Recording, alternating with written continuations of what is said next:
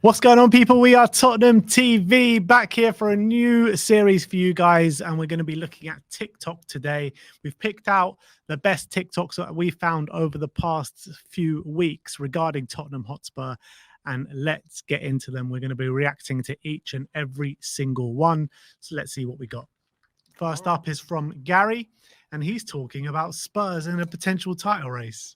Can Spurs win the Premier League next season? I know, Spurs winning a title. But that is what Ange has said he is here to do. So let's look at it seriously. Are Spurs genuine title challengers? Over the last 5 years, the bare minimum amount of points needed to win the Premier League is 87. So that's our target. 87 points. Is that achievable? So that's our target. To even have a thought about winning the title, you need to be aiming for around 87 points. Man City achieved that in the 2020-2021 season, losing 6 games along the way, as well as drawing 5. Again, this is the bare minimum required to win a title. It's likely it's going to be a lot more points than that. Spurs finished the season last season on 66 points, a whole 21 points behind that. 7 wins. Where can we pick up 7 wins in the season? But let's put that season into context. We had a new manager in who completely changed the philosophy of the football club. We lost our best ever player, and a lot of people didn't even think we were going to finish in the top 10, let alone the top 5. So what is it going to take for us to bridge that gap? Our main summer targets are Pedro Neto and Eberechi Eze, with Desiree Doué seen as an alternative to Eze. Are those two going to be enough with the addition of Archie Gray? Probably not. Whilst that would make us a lot better in attack, we ultimately would still be lacking that out-and-out goal scorer, unless Richarlison had the season of his life. And Postecoglou has lofty ambition, and he will see the title as being within his grasp. Otherwise, he wouldn't even be at Tottenham Hotspur Football Club. So let's see. Can we get 87 points next season? Who knows? Probably not, but to dare is to do. All right.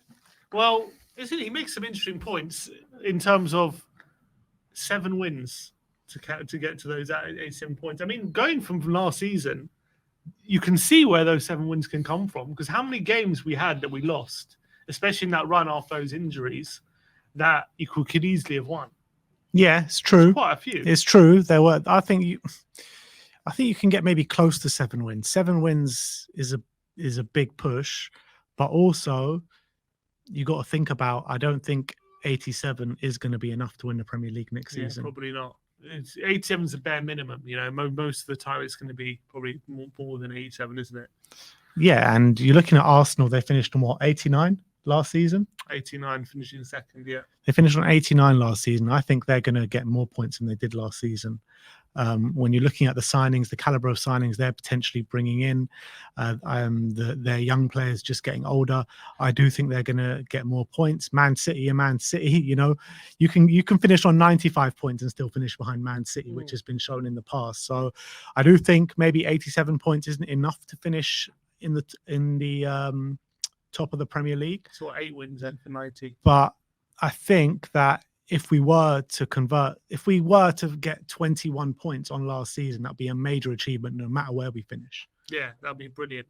In terms, but I just question that. I question that. Like, are we really going to bridge that gap just by signing 18-year-olds? We need to sign players that are ready-made, that are going to be able to change the needle right now, not just be potential stars. He said Eze and maybe Eze Neto. He's already linked in. Is that enough? He said no. Probably. He said you can need more than that. You're going to need a goal scorer. But interesting point. He said Richarlison's going to need the season of his life. Do you have to have an out-and-out goal scorer to win the league? Not if you're sharing the goals around massively.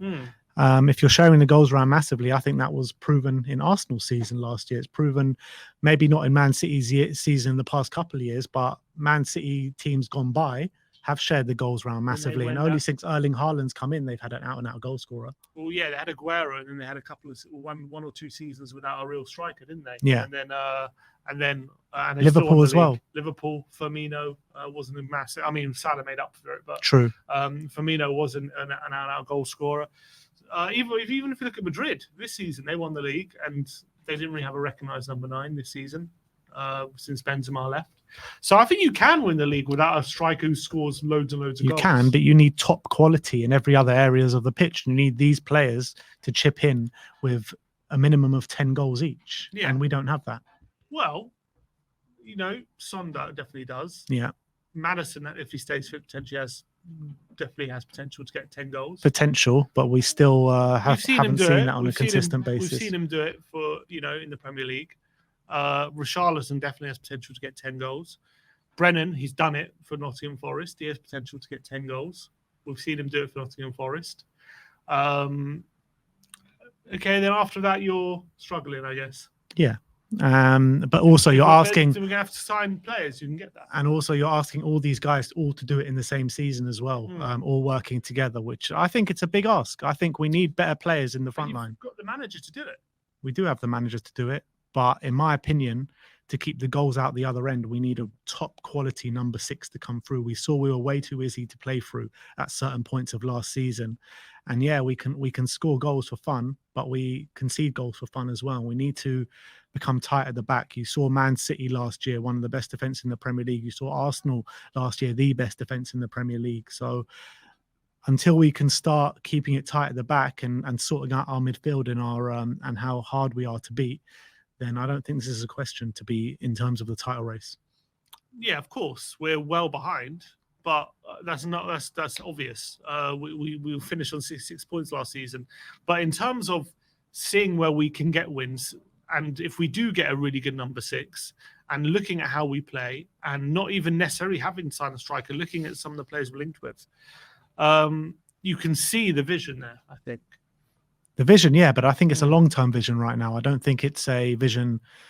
Maybe it's a vision to improve year on year, but I don't think, as much as Ange Postecoglou says, I think it's unrealistic to have in that vision for Spurs to be fighting for the title this coming season. It's unrealistic, but as Gary said, there is to do. We're Spurs fans, and you got to dream big. You got to dream big, and as you said before, like.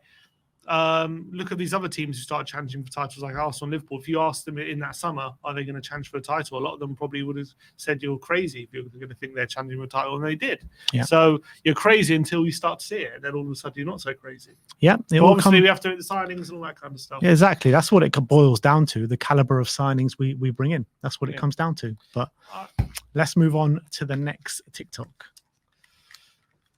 This is from Spurs Web.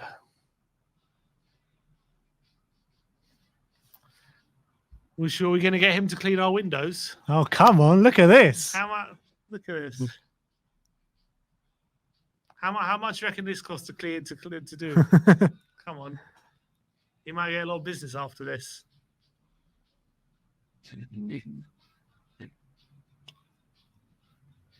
I rate that. Well, look at the detail, man. Love it. He knows what he's doing. He knows. That's it. That's awesome, man. That is awesome. I rate that. I'm going to get him to clean my windows. Well, where's the link? He's got to be an entrepreneur here. Where's the link to clean the windows? That is unreal. That really is unreal. Get him in to clean the studio once, man. Why don't Spurs hire him to do the whole stadium? Yeah, they probably do, to be fair. Anyway, let's move on to the next one. That is awesome, though. Big up to you. All right, what's the next one? Well, this is Ben Bowman. Look what we are building at Tottenham Hotspur. Take a step back, just admire it. The future of Spurs' midfield features some of the best young talent in world football, with Archie Gray signing for Spurs, Pat Matasarri at the club, and Lucas Bergvall officially joining the club today. When you go through the young talent in Spurs' squad, it is scary what our team could look like in 5 years' time. Mickey van der Ven, Destiny Doggy, Lucas Bergvall, Mikey Moore, Pat Matasar, Jamie Donnelly, Tyrese Hall, and Archie Gray. Spurs are building something really, really exciting. Good to see Spurs' Europa League midfield double pivot getting acquainted with each other, with Lucas Bergvall following Archie Gray on Instagram earlier on today. I'm so excited about these two. I cannot wait for pre-season to start so we can see these two playing together. Across the whole squad, these are all of the players that are currently 26 and under, and how many of them are first-team players already is scary. Vicario 26, Adoghi 20, Van der Ven 22, Romero just 25, Dragusin 22, Porro 23, Bergvall and Gray both 18, Sarr 20, Tyrese Hall 17, Jamie Donnelly 18, Kulusevski still just 23 years old, Mikey Moore 16, and Brennan Johnson only 22. There's so much more to come from this bright young squad. We need more signings this window to really up the quality within the squad, but there is such an exciting future there for Spurs. Yeah. I couldn't agree more, to be honest. I think it's brilliant. And he's even left some names out of there, like Alfie Devine, Valise as well, there are names he's left out on there. And I completely agree that the future does look very bright for Spurs, incredibly bright for Spurs. I just worry about us maybe over the next year while these players do develop. I don't think maybe we'll be, like I said before, where Ange Postecoglou wants us to be, and that's fighting for titles. But I think if we can develop these players in the right way, then there is an incredible future here at Tottenham. Well, it depends who we sign. Oh, it goes back to the previous video. It depends who we sign. But I'm pretty happy with where we're at the moment. But looking at I was just looking at this graphic, and there's players who are under 23 right now in Tottenham's future. And there's like 17 players here. It's almost like a full squad full of players under 23 years of age. And clearly, the remit for the recruitment team was to lower the age of the squad. So it was to really build for future, which is something we've neglected in years gone by. And I'm looking at that list that Ben was showing, and it is so exciting about where we're heading and about the future of these players, because I really believe a lot of these players have a big future at Tottenham. I've already shown what they can do. And I feel like a lot of these players, we haven't even seen anything near what they're capable of as well, which is even more exciting. Yeah, absolutely agree. I want to see us develop these players in the right way. We've seen players come through the academy that have had hype around them before, and we've never, more times than not, maybe not utilized them to their full ability or get them to develop to their full ability. But this does seem to be a real golden generation that we're bringing through at Hotspur Way at the moment. So hopefully some of them can stick around, some of them can go out on loan. The loans need to be loans that really aid their development, because too many times now we've seen players go out on loan that haven't aided their development. We even got players like Dane Scarlett as well, who's been talked about to have a big future ahead of him. So yeah, the future is bright, the future is lily white, and I can't wait to get there. Come on, let's build a dynasty, Spurs. All right, let's go to the next one. This Top is three from signings your Spurs team must scout. make this summer. After a rollercoaster first season for Ange Postecoglou and his Spurs side, finishing 5th in the Premier League and securing Europa League 4 next season, we are going to be looking at 3 signings Spurs must make this summer. Number 3, with Mickey van der Ven missing a chunk of the season through injury, and Romero's fiery style of play always being at risk of receiving a suspension, and only having Radu Dragusin as a replacement, we are going to be looking at a young centre-back as another replacement when needed. 20-year-old Belgian centre-back Zeno De Bast is a player Spurs should be looking at to bolster their defensive areas. Playing in the Jupiler Pro League for Anderlecht, De Bast has played consistently for 2 years running, playing 37 games this season. He's good on the ball, which Ange likes from his centre-backs, being in the top 94 percentile for progressive passes per 90 versus defenders. Number 2, after finally finding his form and starting to score goals, Richarlison's injury issues became a problem for Spurs, just missing out on the top 4, with Son having to cover moving from his preferred position as a left forward, and youngster Dane Scarlett being the only other option. We are going to be looking at a striker Spurs should make a move for, finishing top goal scorer in the Austrian Bundesliga with 20 goals in 29 appearances, and also picking up 2 assists. 20-year-old Ivorian striker Karim Konate is one to keep an eye on. With a market value of around 25 million euros, Spurs should try secure his signature before his price rises. Number 1, with only 8 starts in the league, and with reported interest from Italian clubs, Tottenham could be looking to cash in on Pierre-Emile Højbjerg this summer, and with Pape Sarr and Yves Bissouma being very similar players, we are going to be looking at a midfielder Spurs should sign this summer. Orkun Koku is a player Spurs should be looking to secure. He's actually looked good in the Euros for Turkey. The Turkish international We've been linked with him before. Recorded 7 goals and 8 assists in 27 appearances in the Portuguese league for Benfica this season. He's also he was very important under Arne Slot in the year before. Assists and progressive passes per 90 versus midfielders this season. With a market value of around 30 million euros, he should be a top priority for Spurs come this summer. Thanks for watching. So, De Bast, Konate, and Kokcu. Yeah, the only one I really know much about is Kokcu. Did a lot of research into him when Spurs were about to get Arne Slot, and he was rumoured to be Arne Slot's first signing at Spurs, captain for Arne Slot at Feyenoord. Very good player, very creative player, got a bit of bite to him as well, leadership ability.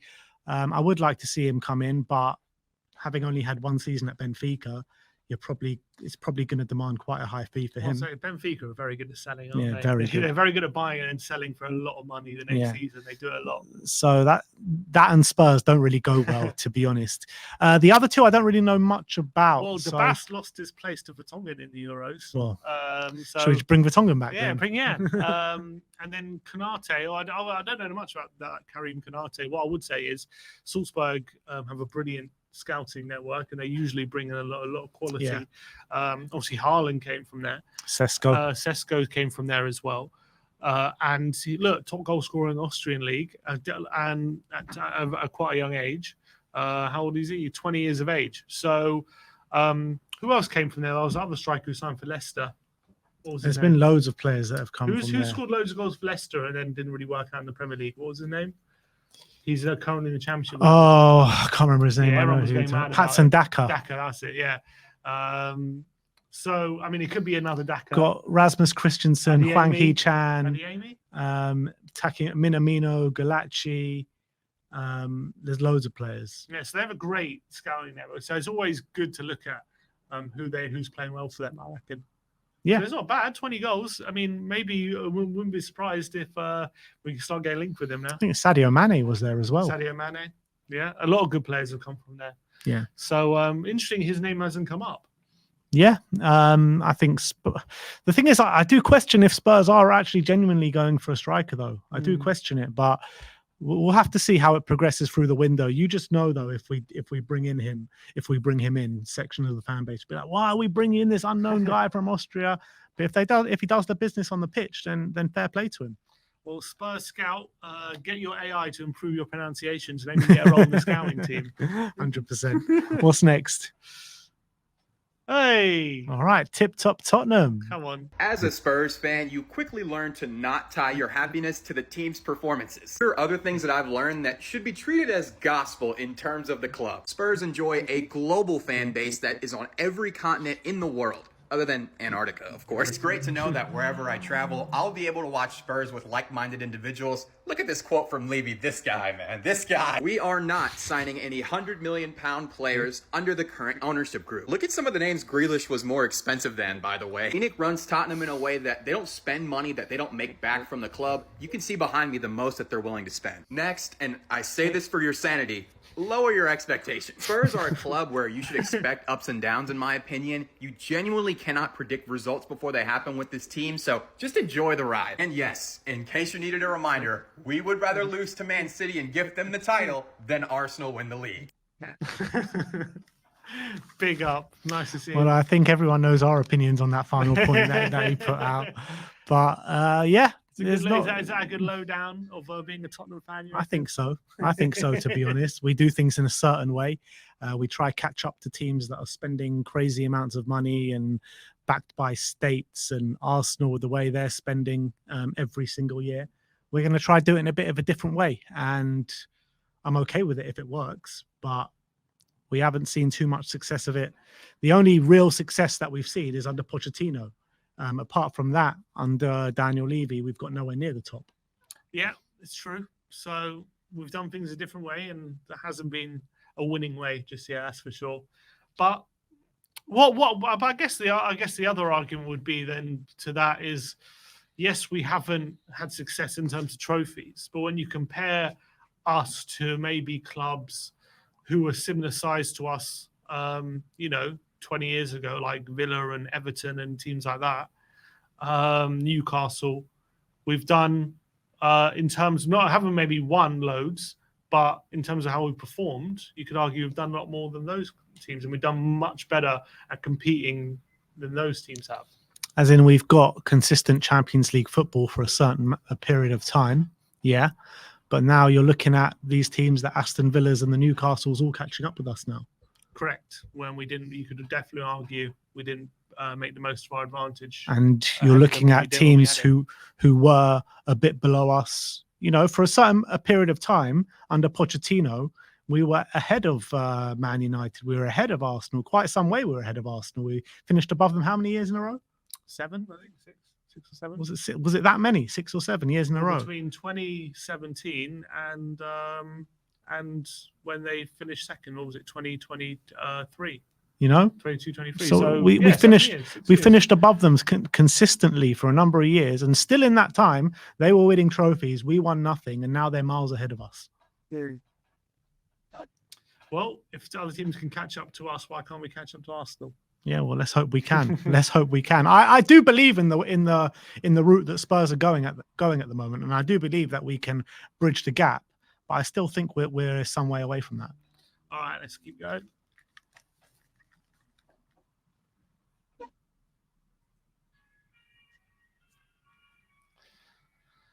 Oh dear.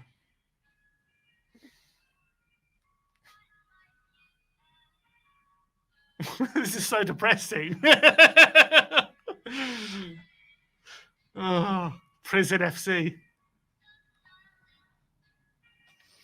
Why are you putting me through that? Thanks for that, Jamie. Why are you putting me through that?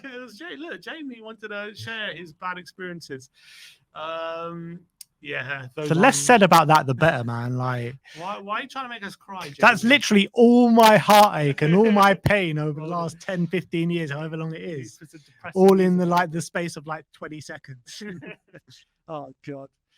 Oh, so depressing. Move on, man. Move on. Moving on.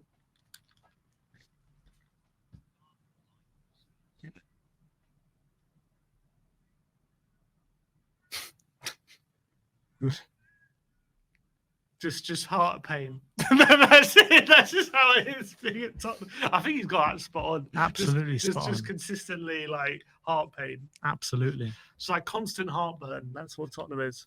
Is that? Can we talk about happy times as a Spurs fan instead? Can we find any? Come on. Romero or Lisandro Martinez? Romero. Romero or Saliba? Romero. Romero or Ruben Come on. Dias? Romero. Romero or Van Dijk? Romero. Romero or Gabriel? Romero. Romero or Militao? Romero. Romero or Koundé? Romero. Romero or Thiago Silva? Romero. Fair enough. Solid choices. Thank you. What number beer is that you reckon that for that guy? What number? What? What number beer you reckon that is for that guy? Definitely. Well, definitely high up the beer count. Let me ask you something though. If Romero wins the Copper again, that's 3 international tournaments. Yeah. How many defenders have that on their behind them though, that amount of trophies? That's very impressive. That you're talking about some of the best of all time have that kind of. It's true, but there are also players in that Argentina squad which you probably won't even take at Spurs. They got that right winger Palestri at Man United. He's starting in the team at the moment. Right, just because. Maybe he hasn't won 3. I think he was in the World Cup squad. He might have been in the squad, but Romero is central to that team. Yeah, but I hate when we talk about players for team achievements. It's not just Romero that's won it; it's a team achievement. And Argentina are a great team. Yeah, but when you're winning trophies like that, you need a very good centre back's very important. You need a very good centre back. Yes, France won a World Cup with Giroud up front, who didn't score a goal. Right, he didn't have a shot in the whole tournament, but it's because they have an amazing defense. You can't win those trophies with a Palestri level defender at centre back. It's not possible. It's true. And they've had Otamendi. They've had Otamendi for the last 2. Yeah, he's great. They have Lisandro Martinez, I think, is starting at this one. All 3 of them are top quality defenders. All 3 of them. So Coutinho Romero, in my opinion, is the best of the lot out of those 3. I think he's a top quality player. He's a world-class level defender. But I do think some players on those lists are probably better than him at this moment. Do you reckon, obviously, when we talk about Romero, Saliba, Romero, Van Dijk at the moment, you probably, a lot of rival fans or even Tottenham fans will say you're crazy if you say Romero is better than him.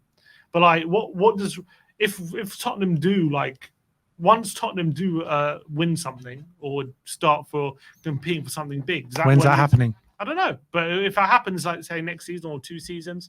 Does then Romero get put in those conversations? Or from your point of view, does it not matter what Tottenham do as a team because it's not a team, if it's a team game? So individually, can you still make an argument individually? Yeah, I think you can make that argument individually, and I have made that argument individually on a number of occasions against Arsenal fans. When you're talking about Van de Ven and Romero against Gabriel and Saliba, I think if you put Van de Ven and Romero in that Arsenal team, I don't think that decreases then defensive numbers. I think if anything, it could enhance them. I think it's the system that kind of works for them more than maybe the quality of player. I think there's not too much difference in terms of centre-back pairings to Van de Ven and Romero to Gabriel and Saliba. I really believe that. I don't even necessarily think it's a system. I think it's just the togetherness of the team. They've been together a long time. Yeah, the system probably does help them a bit, but I think it's more to do with how long they've been together. But you look at the system, right? When they're playing against Man City, they all 11 men behind the ball. They got Declan Rice, one of the best defensive mids in Europe at the moment. They've got everyone fighting together. Odegaard. They've got the two centre backs there who have so much protection. Look, don't get me wrong. They are great defenders in their own right, Gabriel and Saliba, but the system and the way they all fight for each other all works in their favour as well, where it's a different situation at Spurs. Spurs have been way too open. They haven't got too much help from their midfield. We're a gung-ho system. And I think Ange Postecoglou's system, maybe last season with the players that were underperforming as well, there's all variables that are taken into account. Yeah, I get what you're saying. But you could argue Arsenal were like that before they, changed it. Yeah, and Gabriel was coming under a lot of criticism then. Yeah, it's true. All right, let's move on to the next one. What's this one? So you're a Spurs fan? Oh, right, mate. Get all 5 correct, and I'll believe you. All right, Football Trivia all right. Club Edition. Club's motto says "Audere Cadere is to do." which Come on, means easy. Don't even. Come on. We got it before the counter even started. B. To dare is to do. How easy? How is much this was Gareth question? Bale sold to Madrid for in Oh, 2013? come on! You're putting Oh. points. I would say. I think it's 85.1, wasn't yeah, I it? would say 0.1, but A. Yeah. 85.1. Which manager has had the highest win percentage for Spurs in the Premier League? I actually think It's AVB, I think. Yeah, I actually think it's AVB. C. Ange. Oh! What is the difference in Man. capacity of the Tottenham Hotspur Stadium compared to White Hart Lane? So 36, so 27. B. Yeah. 27,000 Spurs record. Premier League victory came in 2009. Against Wigan. which Wigan. club? Wigan, 9-1. A. Wigan Athletic.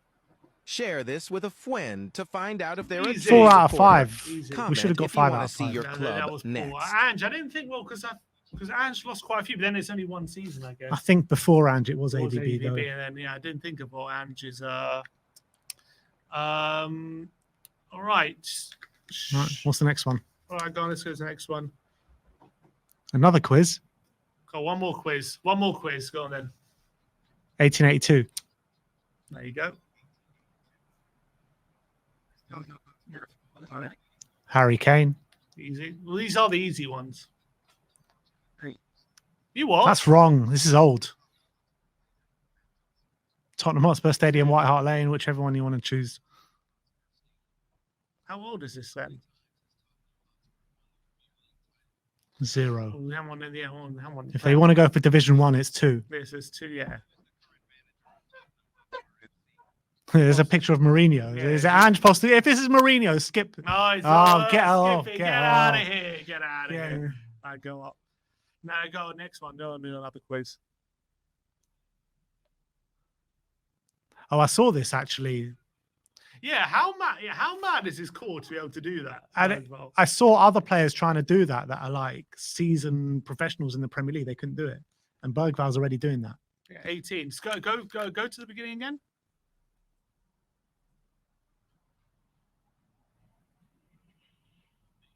You look mad. Beast. Maybe he's going to be physically ready for the Prem. 100%. I cannot wait to see this guy in pre-season. I feel like he's going to blow us away. I know, 100%. I can't wait. I can't wait to see our first friendly game.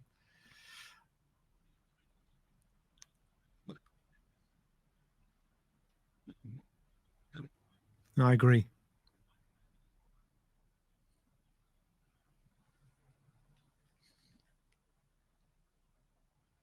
Definitely.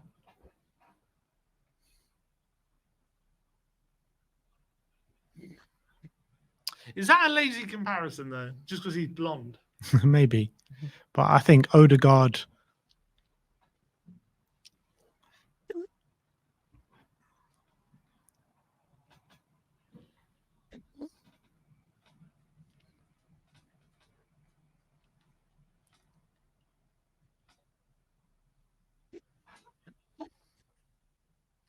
I think the comparison to Martin Odegaard, there is some similarities there when you're looking at tenacity, bite in the tackle, aggression. You're looking at obviously Scandinavian and the appearance, and also his eye for a pass and his creativity. So I think they're not the exact same play. Obviously, there are differences to them, but there are similarities as well. I just see two blonde number 10s. I think people are looking at the comparison. I do see what you're saying. Obviously, they're two creative players who do look blonde. They look both like And both models, aggressive as well. Both aggressive. But honestly, I can't wait to see what Bergvall's about these friendlies. You know what I could liken this Bergvall signing to, what my expectations could be for this pre-season, is Dele Alli. When you look at Dele Alli, he came in, no one had any hopes or expectations. Everyone was saying maybe he'll play a bit for the youth and then come in, break his way into the first team in the coming years. People were saying that about Bergvall. Maybe he's going to start off in the under 21s. Maybe he's going to get a loan. Then we did hear he is going to be part of the first team. But I think once we see him in pre-season, we're going to be like, all right, this guy's ready. I hope so. I think it's a bit.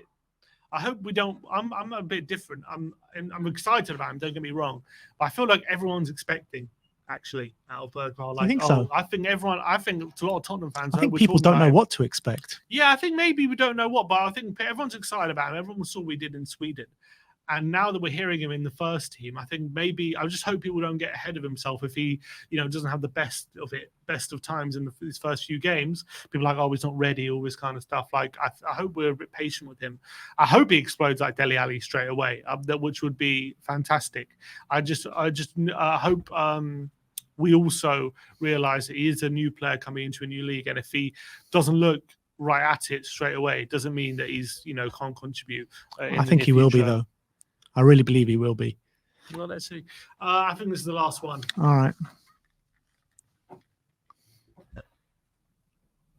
The two moods of Spurs fans. And there's Earl Sanchez again. I recognise that studio. I recognise the count as well. We cannot goddamn defend. I love Brian so Again, we give the ball away. Let me go get it. Once again. Dorsey now. Crosses in. Sanchez. Bentancur! Yeah! Come on! Come on! Come on, Rodrigo! I miss Brian in the studio. Get in there! God for this Bring man. Brian back. Start a petition to bring Brian back. Here we go. Kulusevski! Go on, Kulu!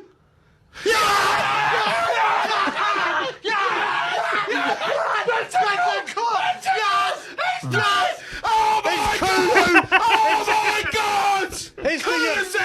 It's the Juventus rejects at it again. Oh my God! Oh my good God Almighty! Kulusevski, the architect, once again. Oh, My I love good Brian God, this football going club. from 0 to 100. I love it. So great. Those watch-alongs are the best. We've got so many of them now, don't we? Yeah. But that was up there. Protected, That was up there with one of the best ones. Brilliant. I think there might be an issue, guys. I'm not sure if we've been recording audio. Well, you should have been. Press settings? Yeah, Oh, sorry. Okay, sorry. Yeah, those watch-alongs are the absolute best, man. The emotions up, down, left, right, not knowing where you're coming or going. And Brian and Barry encapsulated how we were all feeling in that moment. I love Brian. He always wears how he feels right on his sleeve. Absolutely love it. Yeah, Barry as well, I thought was class in that one. But look, that brings an end to our reacting to TikToks. Let us know your thoughts in the comment section below. Shall we bring you another episode? Shall we make this a weekly series for you guys? But thank you all for sticking with us. Like, subscribe, and comment. And as always, come on, you Spurs.